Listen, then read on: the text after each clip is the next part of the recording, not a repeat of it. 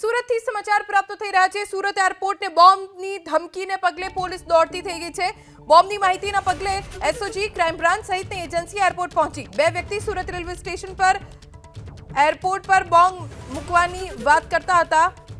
Surat airport પર બોમ્બની ધમકીને લઈને police દોડતી થઈ ગઈ છે। તાત્કાલિક તપાસ કરવામાં આવી રહી છે। આખો મામલો શું છે કોઈ સ્પષ્ટ જાણકારી નથી, પણ કંઈક બે વ્યક્તિઓ સુરત રેલવે સ્ટેશન પર એરપોર્ટ પર બોમ્બ મૂકવાની વાત કરતા હતા। રેલવે સ્ટેશન ઉપર બે વ્યક્તિઓ એરપોર્ટ ઉપર બોમ્બ મૂકવાની વાત કરતા હતા, જેની માહિતી એરપોર્ટ ઓથોરિટીને આપવામાં આવી અને જેને લઈને તપાસ ચાલુ છે। સુરતથી સમાચાર પ્રાપ્ત થઈ રહ્યા છે। સુરત એરપોર્ટને બોમ્બની ધમકીને પગલે પોલીસ દોડતી થઈ ગઈ છે।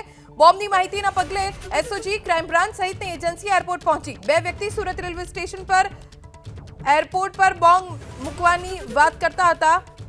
સુરત એરપોર્ટ પર બોમ્બની ધમકીને લઈને પોલીસ દોડતી થઈ ગઈ છે। તાત્કાલિક તપાસ કરવામાં આવી રહી છે।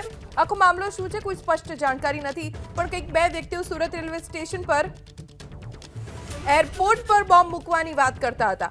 રેલવે સ્ટેશન ઉપર બે વ્યક્તિઓ એરપોર્ટ ઉપર બોમ્બ મૂકવાની વાત કરતા હતા, જેની માહિતી એરપોર્ટ ઓથોરિટીને આપવામાં આવી અને જેને લઈને તપાસ ચાલુ છે।